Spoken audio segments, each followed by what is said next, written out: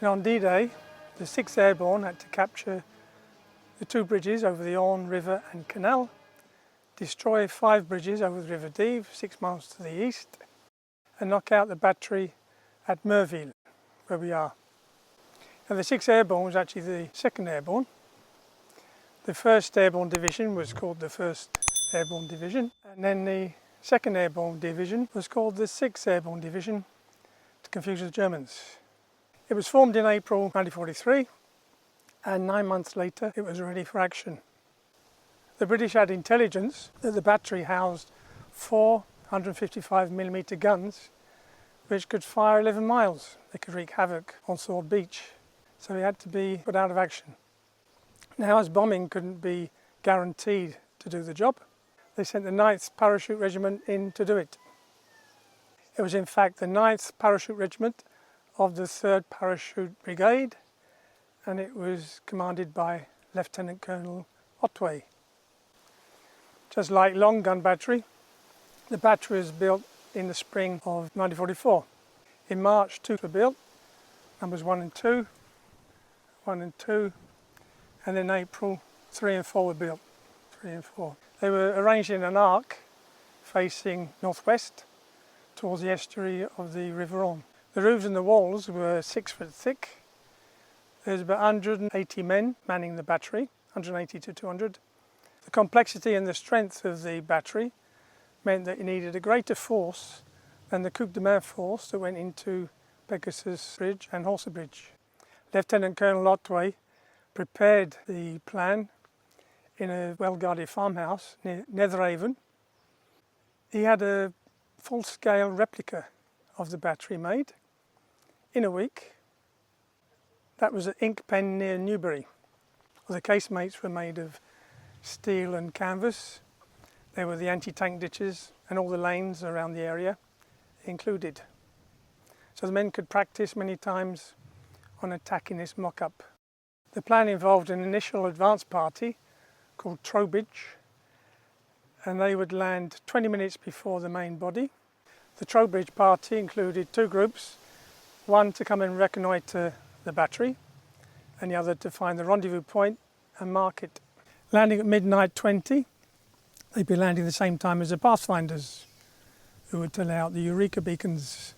At the same time, 100 Lancaster bombers would be dropping 4,000-pound bombs on the battery.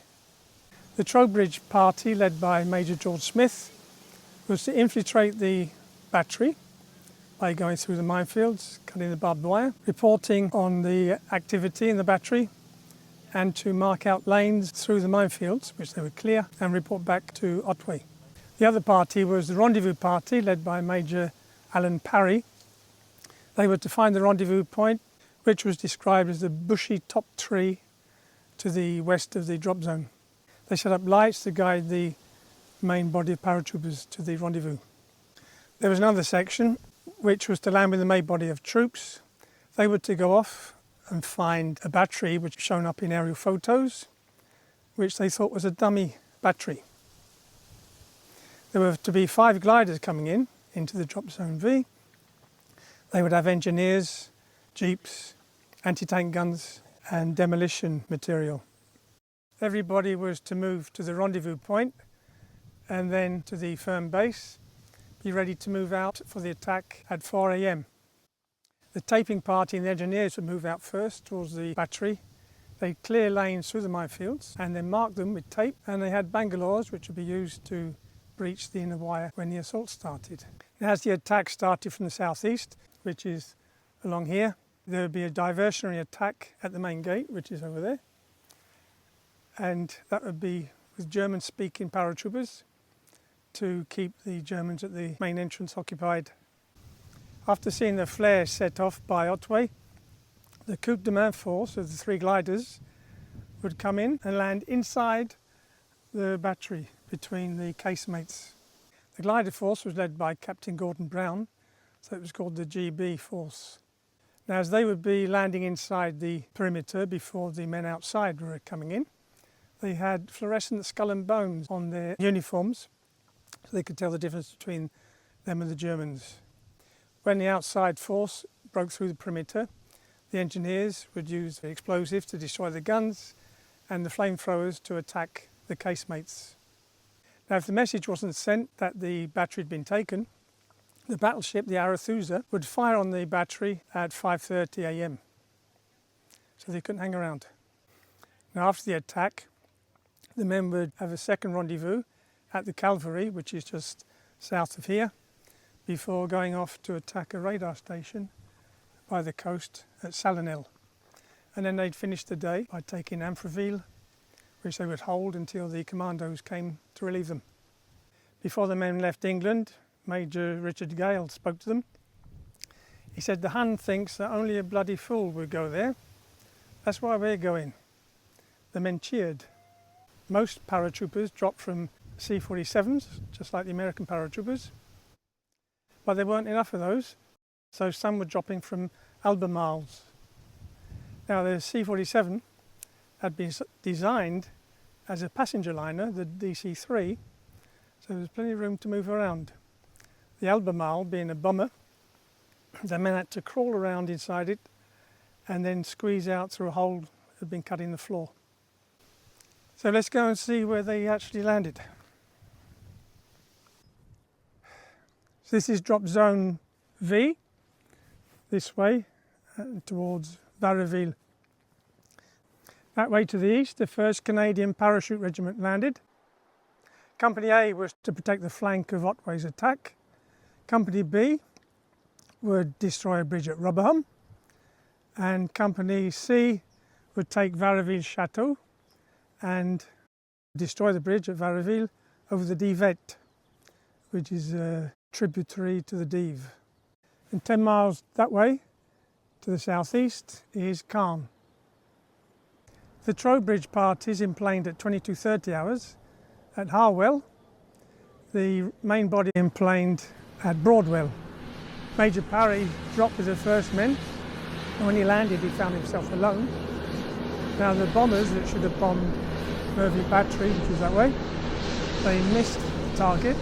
Most of the bombs fell on the village of Gonneville, and some of the bombs fell on the drop zone.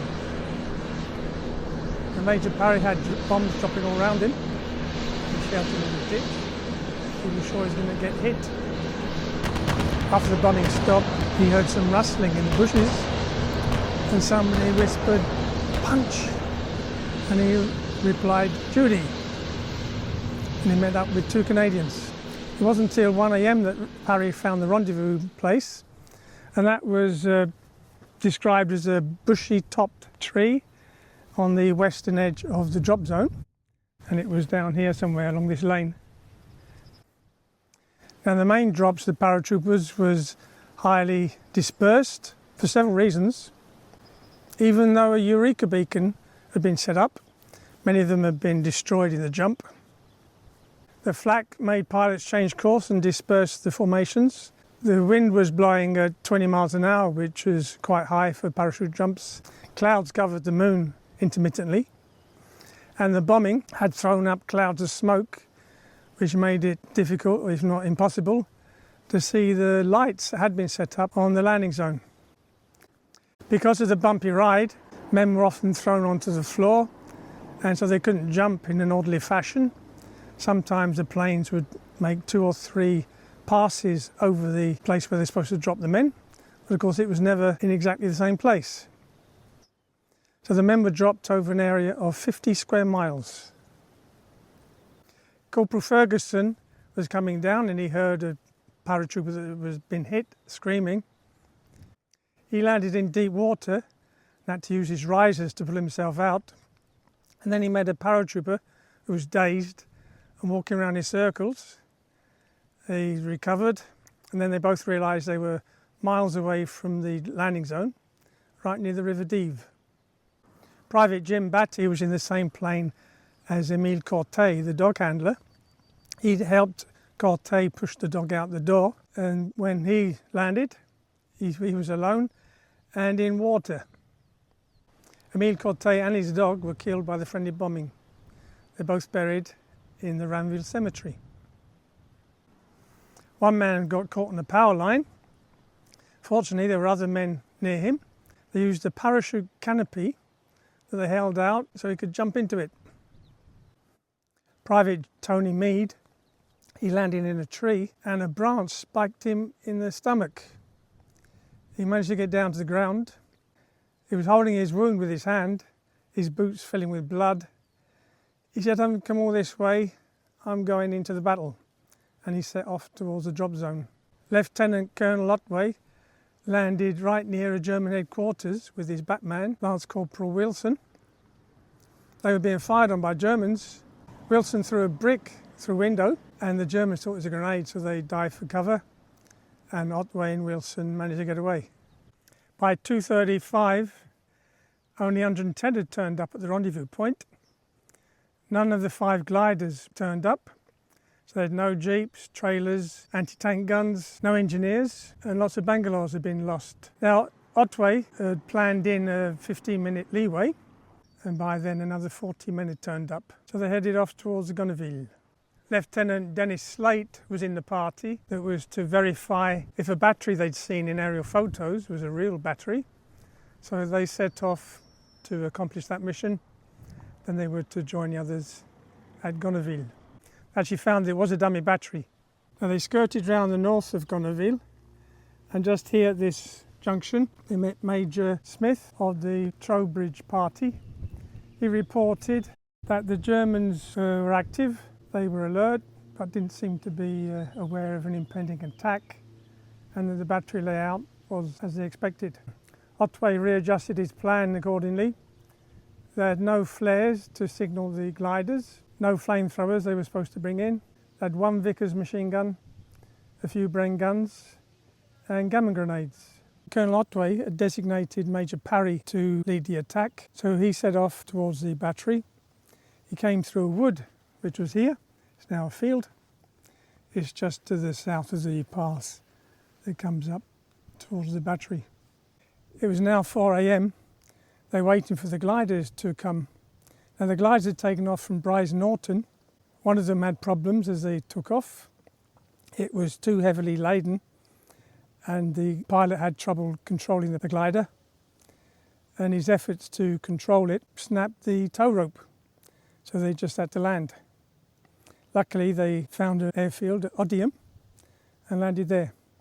They were taken by truck back to Brize Norton, and they were to take off later on to participate in the invasion.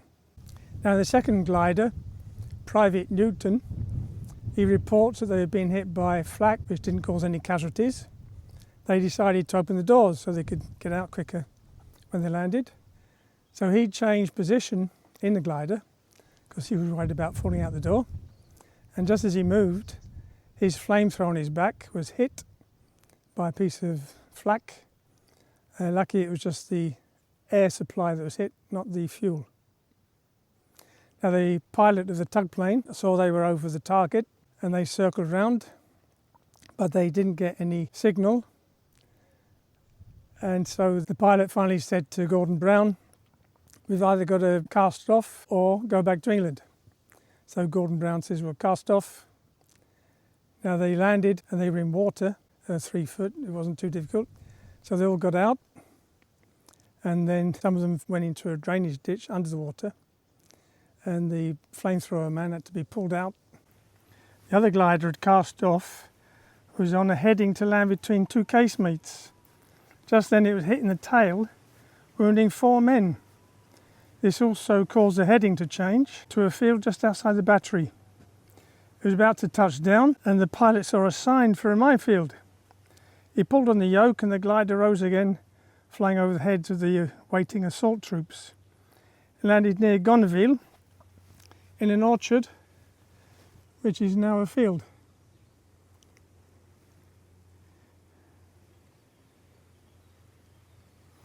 They soon heard German troops moving down the lane from Gonneville, no doubt to reinforce the battery. Lieutenant Pond's men were deployed both sides of the lane and the field, firing at the Germans. After some time the Germans pulled out, shouting abuse at the paratroopers. Even though they hadn't participated in the main assault, they had held off an attack which would have been in the back of the assaulting troops.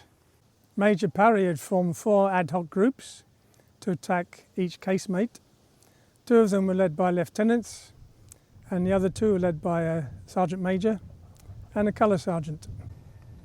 So these groups set off from Firm Base towards the start line, which was just about where the new museum is now.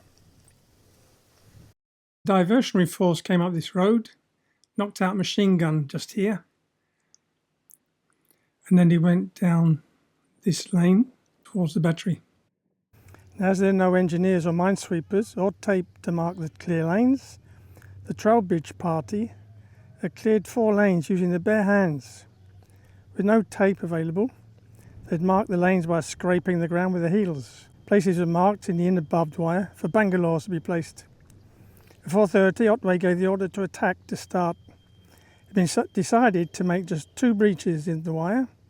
Major Parry blew his whistle and the Bangalores were detonated. The paddlers were shouting, "Get in, get in!" As the scraped lane markings weren't very visible in the dark, some men stepped on the mines as they went in. Now the lanes were just to the left of the path that goes through the battery. They've built the new hangar there. So the first lane, or the left lane, was to the right of where the hangar is, and the right lane back to the left. The Sergeant McKeever and 2 men were assigned to protect the left flank with the 1 Vickers machine gun they had. So they were outside the perimeter. They came under fire from a German machine gun. Unfortunately, the Germans were using tracer bullets. They soon silenced the German gun. They stayed in their position till the assault was over. There were also Bren gun crews and snipers on the perimeter to support the assault teams. Germans running out of the casemates were picked off. A diversion party at the main gate was keeping the Germans occupied there. The sound of gammon bombs going off in the casemates was soon heard. Major Parry and Lieutenant Jefferson led the attacks through the right lane to attack casemates 1 and 2. CSM Ross and Colour Sergeant Long attacked through the left lane to assault 3 and 4. Staff Sergeant Buscott was in the command post when the attack started. He contacted Lieutenant Schneider, who was in the observation post at Franceville Plage. He came to the battery with an anti-aircraft gun mounted on half-track, but was repulsed. Steiner then contacted the battery at Kabul and ordered them to fire on the perimeter at Merville. This caused further problems for the paratroopers. Otway was observing the assault from the mound where the hangar is now, just to the right of the entry lanes. He had a bullet pass through his smock and 1 through his water canteen. The men were under orders not to stop to help the wounded in order to keep up the momentum. There were 6 medics for that. Tony Meade, who spiked his stomach, was in the thick of the fighting.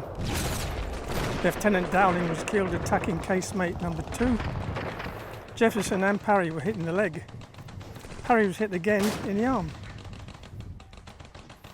Casemate number 1 had the rear doors open. The Germans were trying to clear the dust from the bombing raid. Paratroopers threw a grenade in. Number 4 had the doors closed, but the men fired through the vision slits and threw grenades through the ventilation shafts. This made the Germans come out. Once inside the casemates, they were dismayed to find that the guns were 100mm Czech guns, not the 155mm guns. They could still fire 6 miles, enough to hit Sword Beach. For one gun, they put a shell in the breech, then another one down the barrel, then fired the gun. Another was disabled by raising the barrel and then damaging the raising gear, and then put in a gammon grenade in the breech. For another one, the men dismantled the firing mechanism and threw all the bits in different places in the grass. The whole attack had taken 20 minutes. By now, the surviving Germans, who hadn't escaped, were surrendering. Lieutenant Col Otway was surveying the endgame, with medics preparing the wounded to be moved out and prisoners being escorted out. Captain Hudson had been hit crossing a minefield. The medic, Corporal Doug Tuttle, ran across to tend him. Captain Hudson was too heavy for Tuttle to move. He called for assistance. Some German prisoners were being led through the lane in the mines. The escort ordered 2 prisoners to go and help. They refused to go through the minefield.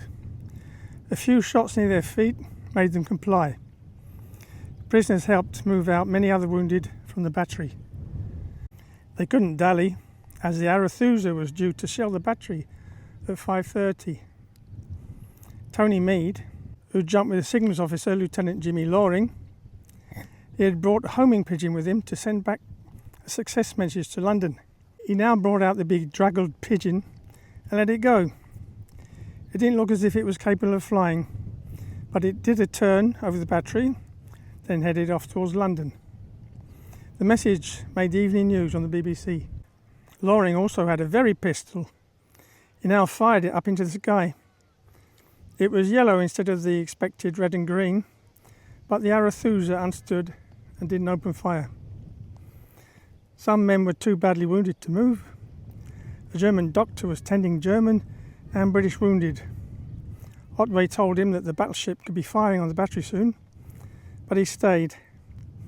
He was killed later in the day by a naval shell.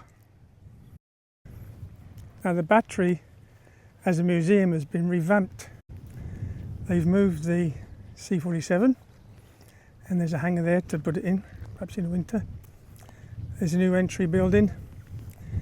There was a sound and light exhibition in casemate number 1.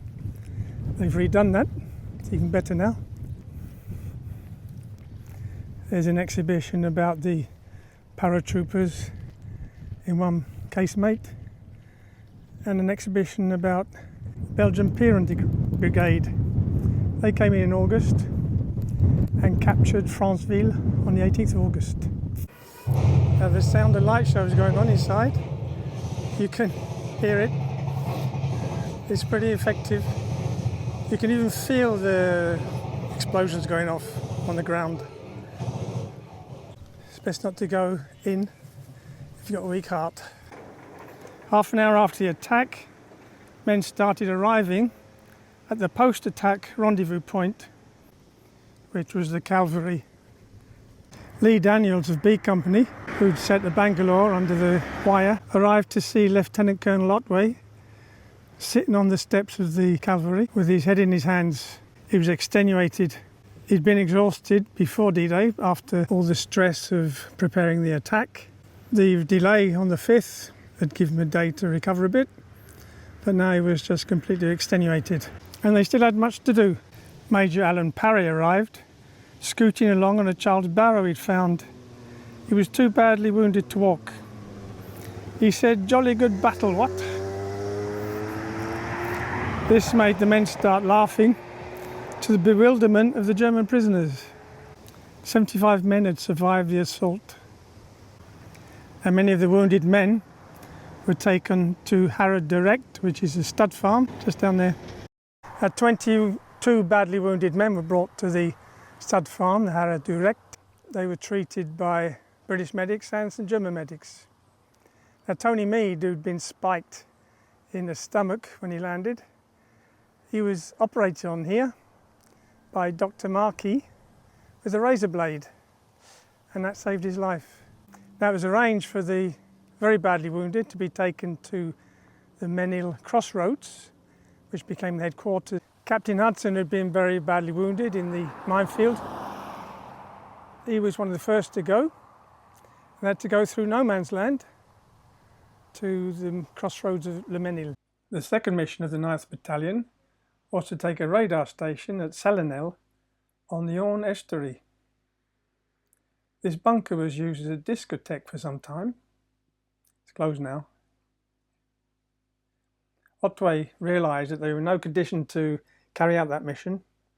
They would concentrate on the third objective, which was the hamlet Auge near Amfreville. This high land commanded a view of the estuary.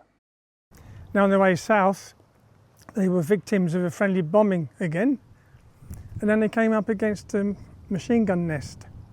Now one man crawled forward, knocked out one machine gun, and then Otway ordered a charge, With all the paratroopers shouting and screaming, the Germans thought there were many more of them than there were, and they abandoned their machine guns so they could carry on.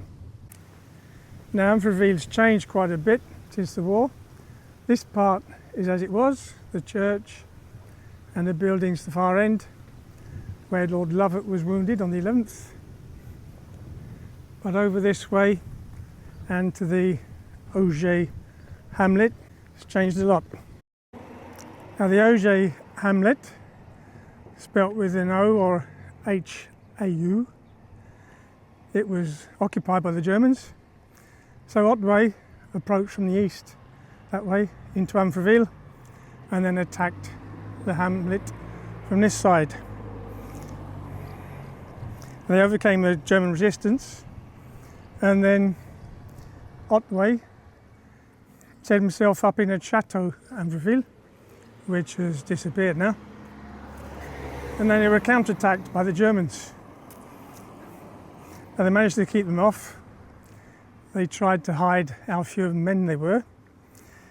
Otway went out to meet Lord Lovat, who was at the quarry by the River Orne, and told him the situation.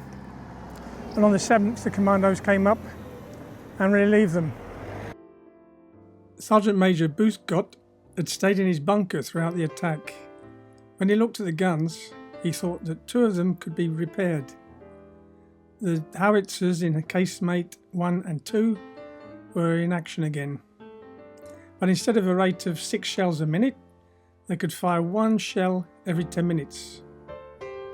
When shells landed on Sword Beach, it was realised they must come from Merville. Number 3 Commando was sent in to retake the battery. Lieutenant Colonel Young led the attack, and the guns were put out of action again. Many of the 9th Para are buried in the cemetery at Ranville. Private Lt Col Otway is buried with his dog.